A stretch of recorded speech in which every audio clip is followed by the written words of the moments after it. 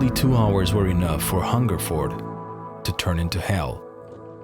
The small town in the southeast of England experienced one of the darkest days in its history during 1987.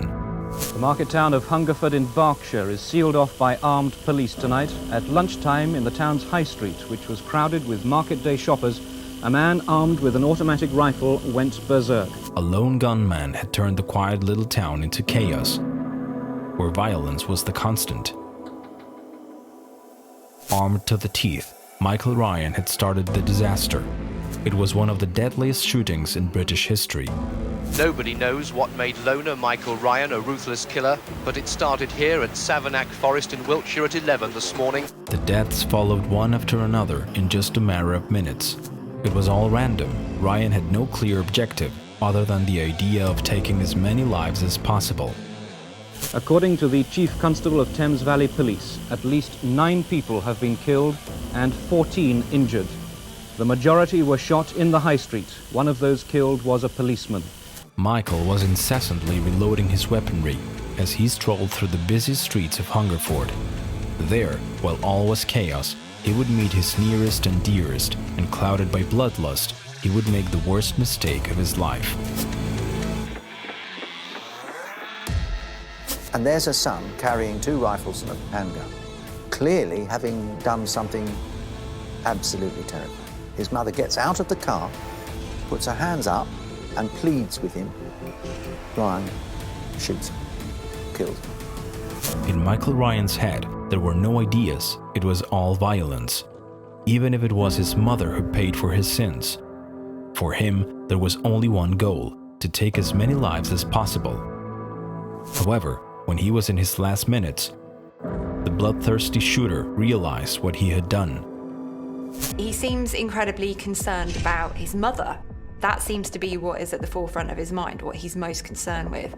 And you could interpret that as some kind of remorse, but actually I think it's more indicative of his enmeshment with his mother and his dependence upon his mother. In total, during that fateful afternoon of August 19, 1987, 17 people would lose their lives, including the shooter. The reasons for the infamous massacre were unclear. Michael's love of guns wasn't enough of an answer for a crime as macabre as the one he committed. Most spree killers feel kind of quite hard done by. They feel that they are victims. They feel that other people have been out to get them for their entire lives. And they often begin fantasizing about one day getting their revenge on these people. Michael Ryan's story would end in the worst way. Knowing all the pain he had caused in just 2 hours, he decided to lock himself in what had been his school, where he stayed for 5 hours negotiating with the police, until he finally decided to take his own life. Eso podría ser algo como una fuga de la realidad por parte de esta persona, disociado completamente. Por ende hay una otra parte que toma un control de mi comportamiento, y esta parte es la que comete estas acciones. Entonces, una vez retoma el grado de conciencia normal la persona, ahí es cuando aparece la culpa. I walked up there in the evening to ensure she was okay, and there wasn't a soul about. People were just shocked and just remained at home. Somebody told me after there's a report that people in Hungerford were cheering and singing because they heard that Michael Ryan had been killed. Hungerford had a black day. A town that was used to being a peaceful place made all the headlines for the bloodthirsty crime, one that went down in the saddest pages of England's history.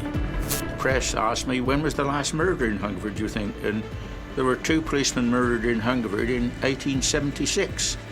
And I said, well, I think 111 years ago. I don't know anyone since then.